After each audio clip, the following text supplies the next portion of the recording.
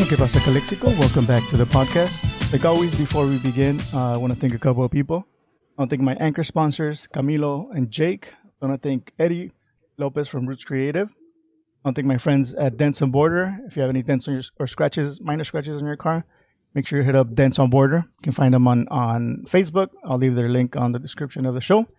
Also, want to thank Sergio Tacos and Hotdogs. With 8 years of experience serving the Imperial, San Diego, and Yuma counties with Mexicali style hot dogs and taquizas. Make sure you contact Sergio at 760-562-0057 or make sure to follow them on Facebook. I also want to thank David Gastelum. If you're thinking of buying or selling a home in the Imperial or San Diego counties, make sure you contact David. He has over 20 years of experience and he'll teach you along the way one of the most important investments of your life. His phone number is 760-235-9576, or you can find him on Facebook. Just search David Gastelum. I'll leave a link to his Facebook on the description of the show. My guest today is somebody that I've been following for quite a while, and we've been trying to schedule this, but sometimes people that I want to interview and talk to, I kind of like put in the back burner because there's things that are going on in the community that I kind of want to put the information out there. But I also like talking to people like my guest today because it's a little bit more distracting of what's going on out there. It's more of a creative conversation, and I've been a fan of his art. He's from the Imperial Valley. He's from El Centro, but I don't think he's living in El Centro right now. But he's somebody that grew up here in the Valley. My guest today is Mark Beltran, otherwise known as Honcho. Yeah. Hey, what's up, man? Excited to be here. Thanks for bringing me on. This is super rad, and glad we got to finally sync up. Yeah, for sure. Before we get into what you do and all the projects that you worked on, can you tell us a little bit about yourself, growing up here in the Valley and El Centro and all that?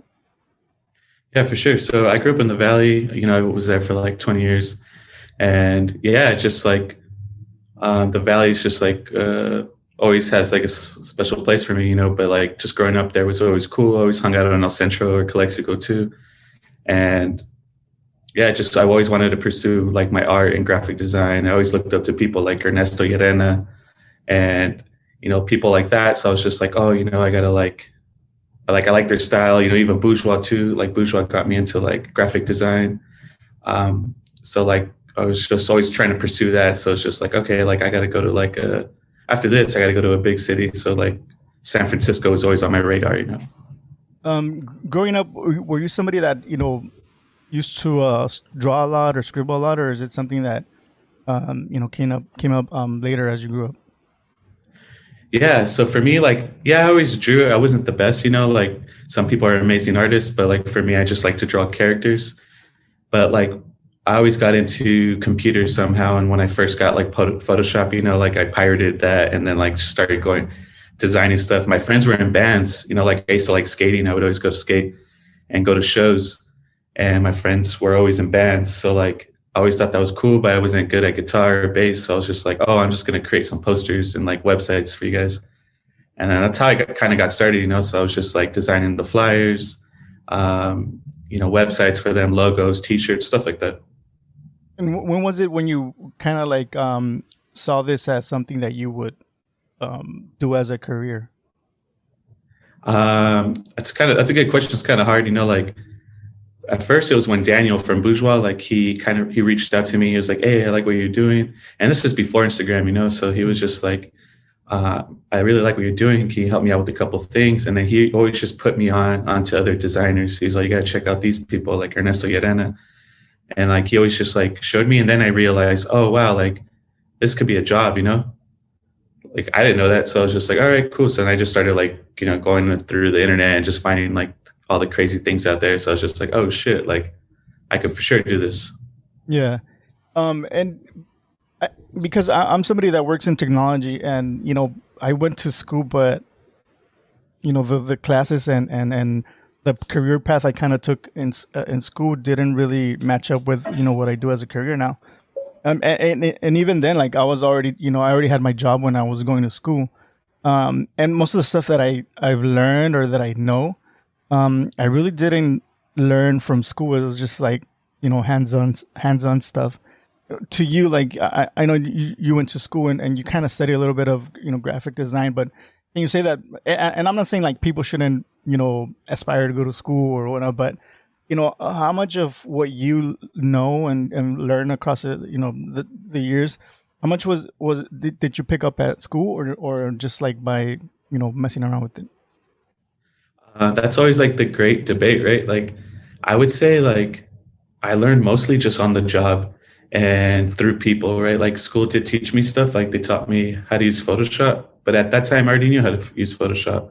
And I'm not like, like school's great. Like I feel like people should go to school, right? Like especially if you're going to be a doctor or a lawyer or a nurse, right? Like stuff like that, you should go to school. But like if you're going to like go to design or just any other things, like I'm sure you could, like school's not always the option, right? Like you go to like YouTube and just learn. And I feel like I'm still learning, right? Like design's never ending, so I'm still learning, and I'm mostly learning on the job and YouTube.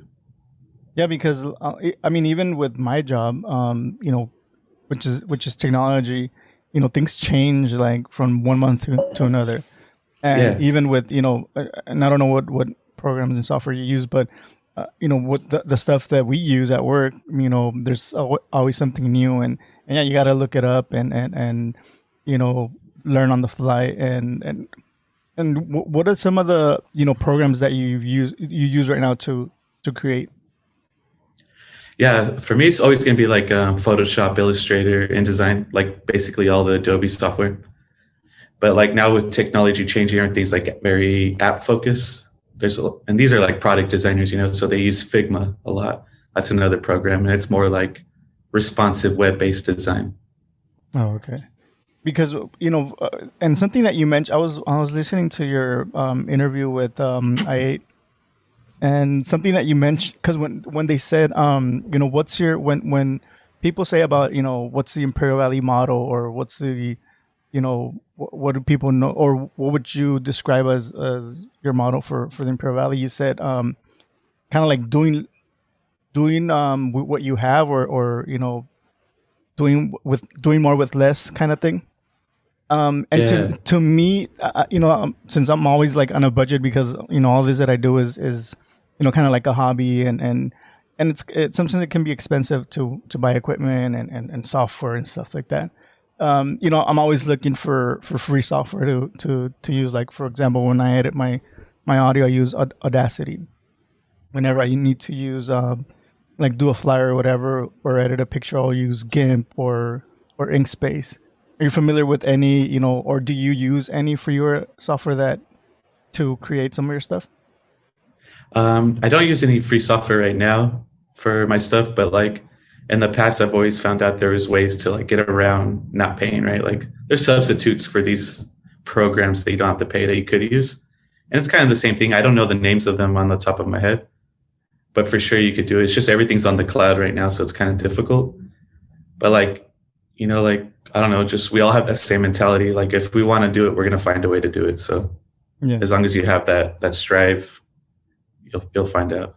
Yeah, because yeah, I mean, I have access to like Photoshop and Illustrator and all these software that's not free because of work, but I'm so used to using like GIMP and Inkspace, that are free because I've been using them for myself.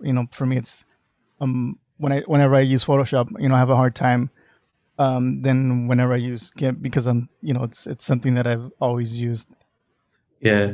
And it's going back to that what you said, and really it resonated with me when you said it, when it's like kind of like doing more with less, kind of. I'm summarizing what you said, because you said I wrote it down, doing with what you have and making something out of it. So like, yeah, like doing with more with less kind of thing, and I was like, yeah, I mean it's what we do here in the valley. Like we do more with less, and it's you hit the, what is it, the nail on the head or something like that. What's that saying? Or the nail in the coffin. Yeah. And Yeah. yeah, I was listening to that interview, and I was like, I was enjoying what you guys were talking about, and that's something that really stuck with me. And growing up here in the valley, do you said you knew that you had to leave the valley to kind of like make this a career? You think it's harder for someone like you, an illustrator, to make a career out of it here in the Valley? I don't think it's hard, like especially now actually, but like 5-6 years ago there wasn't Instagram. Like Instagram, social media just changed everything, right? Like you have information at your hands, but like back then I felt, this is just my point of view, that I had to leave just because, like you're saying, right, you have to do with what you have and figure things out, but at a certain point it becomes kind of like, okay, what now? And then like, yeah, sometimes you might have to go to a bigger city just to meet other people and grow, because I feel like that's the best way to learn, right? Like you start working with people that have years in the industry, and then you're like picking up off of their brain and learning from them. And so like that was just my way of thinking. Like I was just like, oh, I'm going to learn from these people, go to school too, and then just like try to make it like this. But nowadays I feel like you have social media, you can follow all your role models and stuff and just like learn off of them basically. And then like you have the kings to the kingdom, and then you can just do whatever you want with it, Yeah, yeah. Even for me, doing podcasting, well, obviously everybody knows Joe Rogan. He's like the king of podcast, right? But yeah, like I feel that with social media, I was able to kind of reach out to other podcasters or learn from what they're doing and how, especially like for me, that I'm kind of like an interview type podcast, because there's a lot of podcasts where it's just like people shooting the shit, just talking and current events or whatnot. Like I've had to follow and learn from people that do interviews and how they conduct, how they have a conversation flowing, and yeah, I mean it takes work, and yeah, like social media has helped me a lot, and it's actually social media, like especially Instagram has helped me find a lot of my guests. That's where I find, like, I found you, I found Ernesto Yeren. I was able to reach out to him, and he came on the show. Jared from what's it called, the kayak. Oh yeah. He was able to come on, and yeah, I found a lot of people on Instagram, and I feel that, yeah, it's a great tool if you use it the right way, because I mean a lot of people just are there for the chismes, but it's a great tool for the community to get together and get to know each other, especially in the art community. I feel that especially in the art community here in the Imperial Valley has done a good job of using social media to connect and network with themselves, and I mean, right now with the pandemic we can't really do much, but before I remember seeing a lot of them doing art walks or selling their stuff through social media, and yeah, it's helped a lot to for the local community to get to know our local artists, and it's pretty cool. And yeah, in social media, and I think something that you also mentioned on the IA podcast was how networking is really important to grow as an artist. Oh yeah, for sure. Like you just got to keep reaching out, right? Like I like what you said. Like you're looking at Joe Rogan or other people that you're influenced by, and you're learning what they do. It's kind of like taking apart a car, right? You take apart a car and you're taking out everything off, and then you put it back together. And that's the only way you're learning. So like, I guess it's kind of the same analogy, right? So it's just like you're learning this way, you're seeing what they do and how they talk.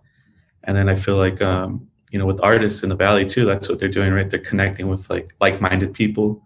And it's like, hey, like, let's just connect, and then let's just like keep growing like that. And I think that's fucking awesome, Yeah.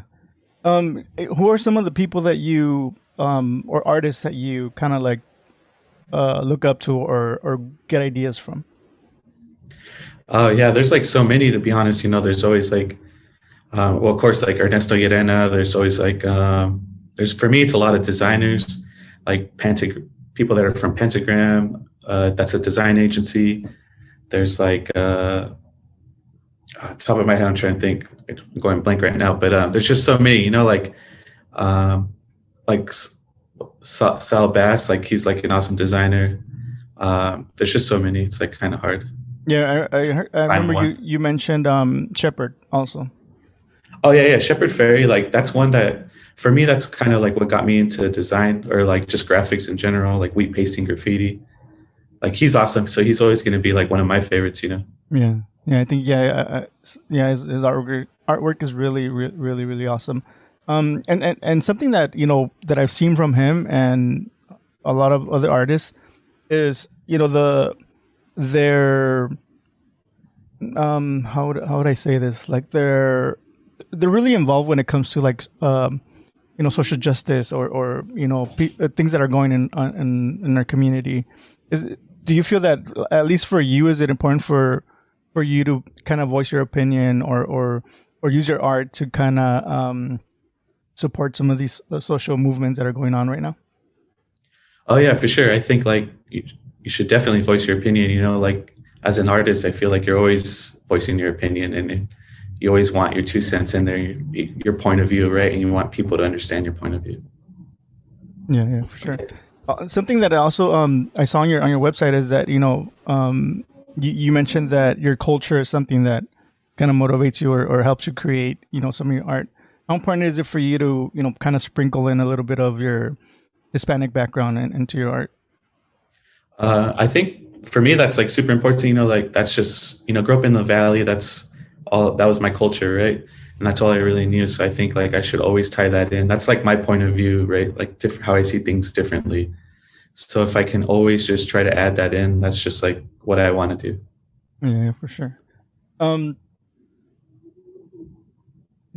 is all your artwork digital? Like all of your artwork you do on the computer, or do you have anything like on paper on canvas that you're like, oh, this is something that you cherish? There's a couple things that I have done like on like print, but mostly everything's just always like digital.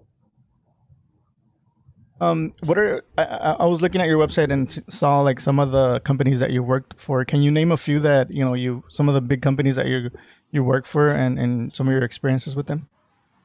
Oh yeah, for sure. A couple companies like Lyft is one of them. Tubi, Rivian, companies like that. Also, Men's Warehouse.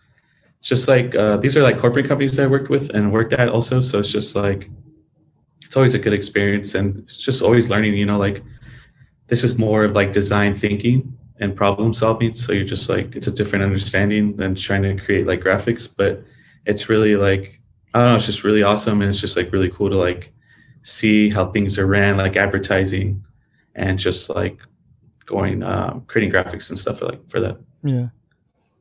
When you're working for like a big company like that, is most of the work that you do for them like really when they ask for something from you, is it really like detailed, like when comes from them, like, oh, I want this and that on whatever you're working on, or is it like more of a go ahead and use you're able to be free and create whatever you want, or is it mostly more directive guided?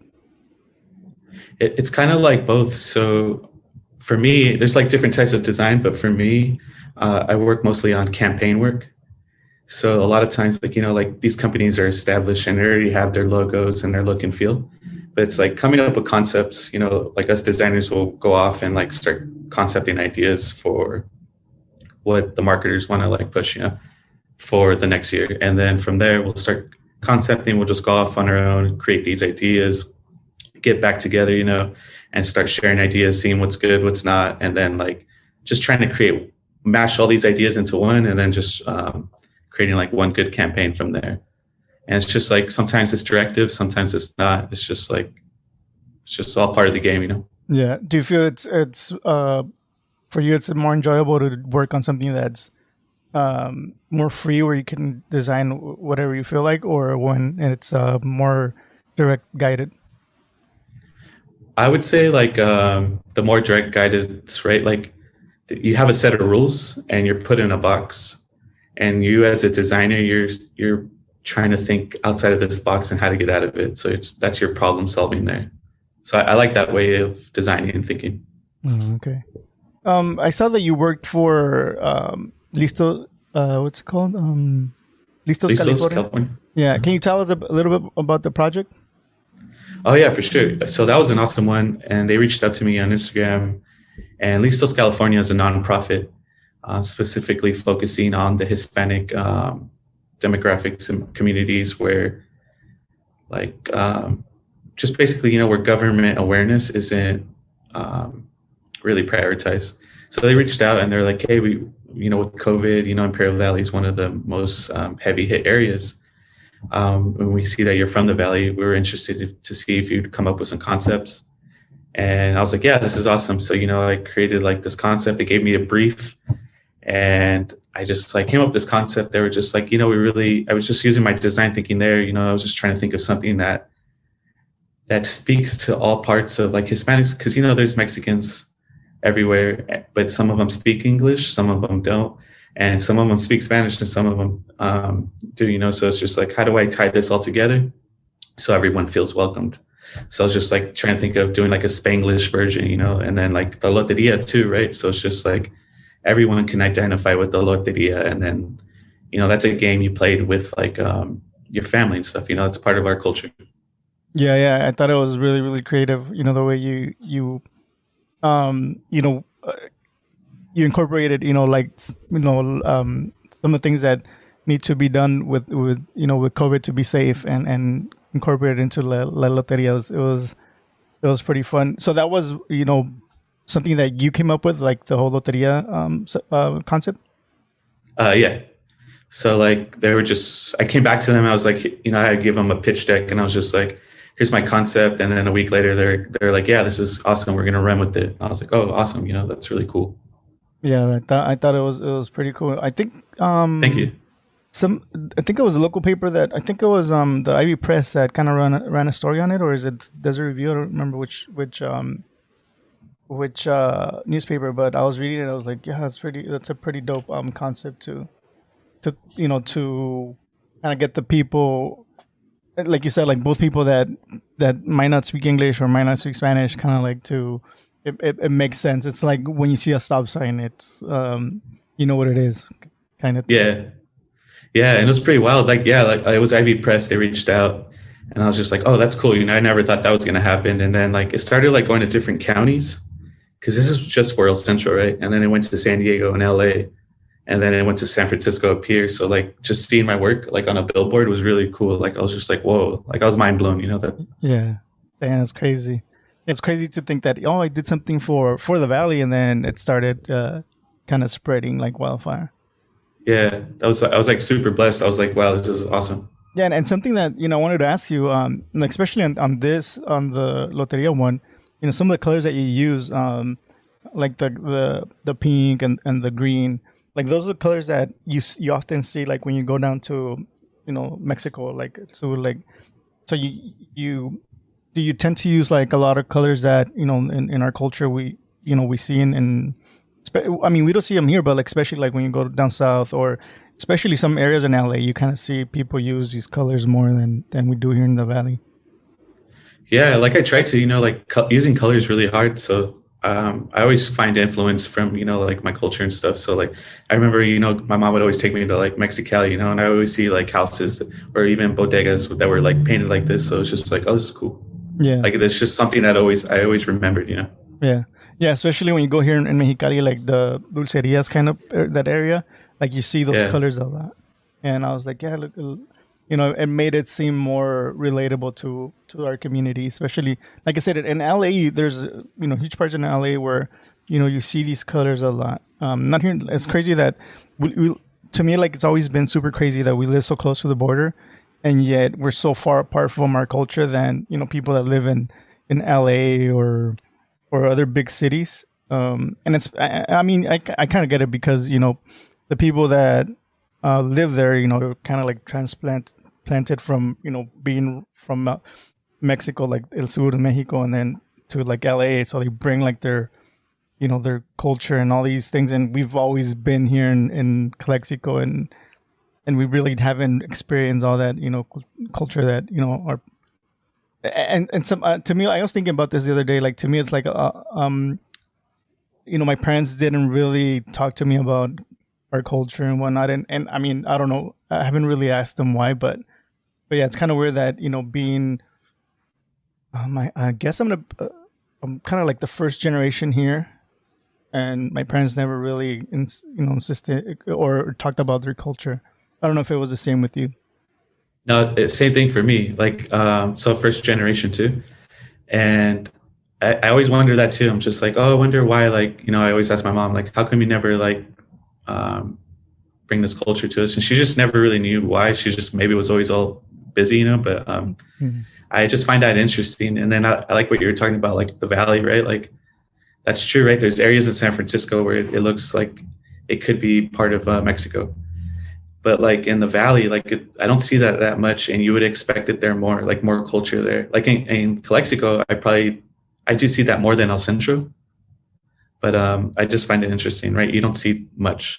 Yeah, and I think that movies like Coco, and then there was another one.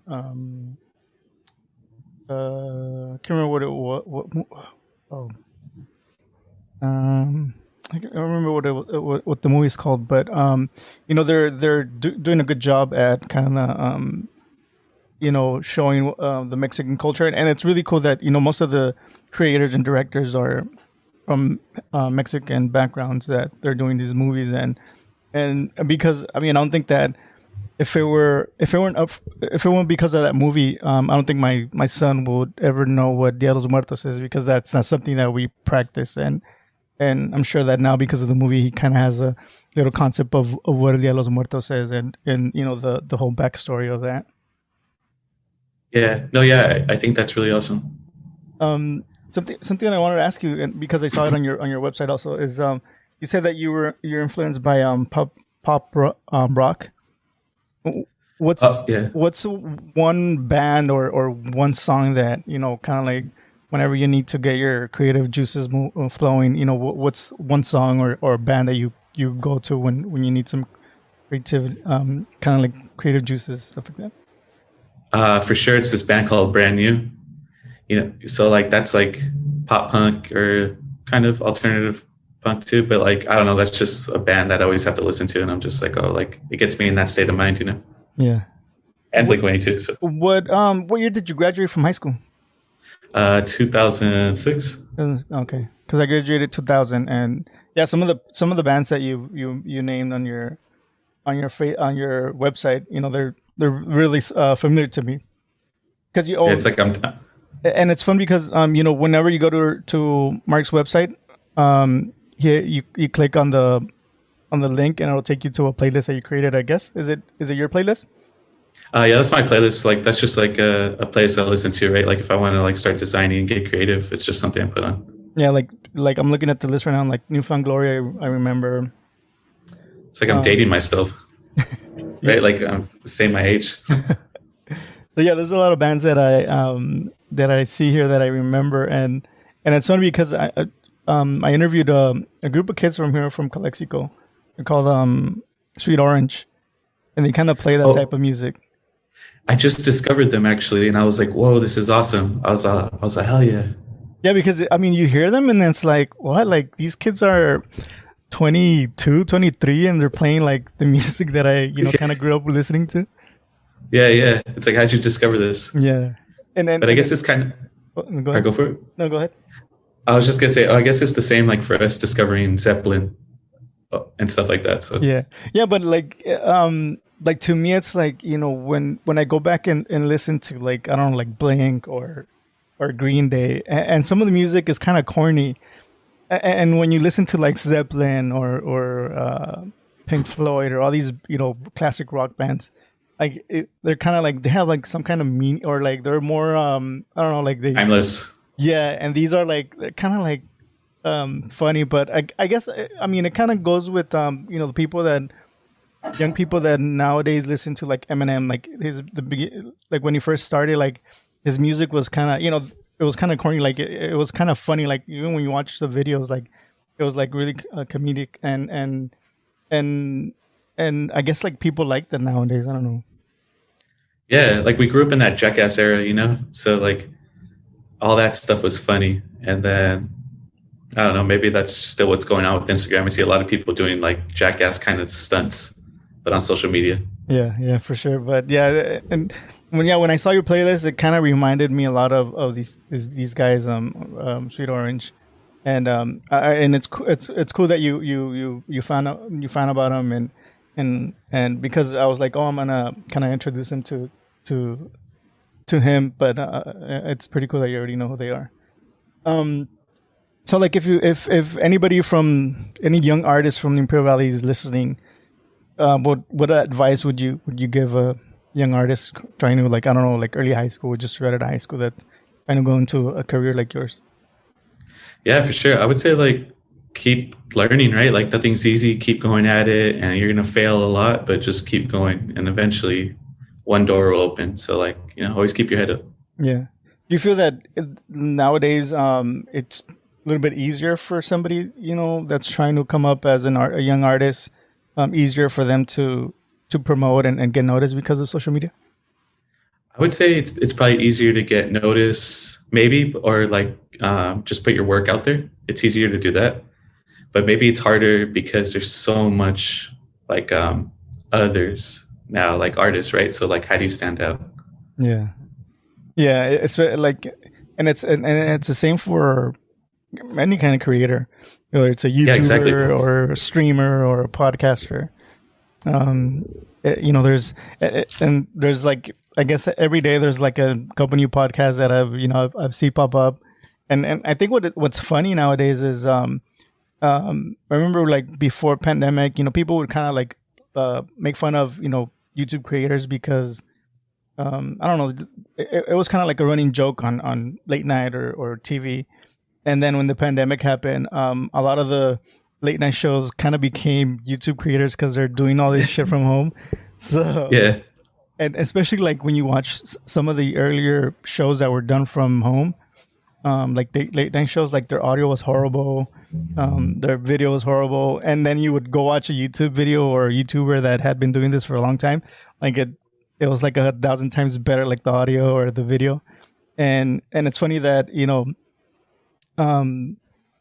nowadays, like a lot of artists that are stuck at home not working, or not artists but like actors and stuff like that, they're coming up with their YouTube channels or coming up with podcasts because they can't go out and work. So now they're kind of like becoming like what they kind of like, the people that kind of make fun of like the YouTubers or all these people creating their own podcasts. So and it adds more competition to these creators that have been doing it for a long time now. yeah, no, yeah, that's true. But I saw Jimmy Fallon's when he did his, like when he right after all the pandemic, and then his was bad, and I was thinking the same thing. I was just like, dang, the YouTubers, like they for sure like figured it out, but the Jimmy Fallon's crew can't. Yeah, the beginning of Jimmy Fallon's was really bad because I guess he was doing everything from an iPad or something. Or an iPhone, yeah. It was bad. It was really bad. But yeah, like that's something that I've been noticing lately, that um, it, it's become less of a like a running joke. The YouTubers, because I guess like these people that had to become like YouTubers are now kind of like noticing the work and effort that they had to put in, especially the like when it comes to investing like in equipment, like if you want to have a good video or good audio, you gotta invest. So like, yeah, like the people that are now becoming YouTubers, like they know that it's not an easy job, especially like editing and all Yeah. this stuff. Oh yeah, that seems like the hard part, editing. So, because I props to you, like you have to like film everything and then you have to like edit it too. That's crazy. And I got used to, because before this I used to do YouTube videos with my son.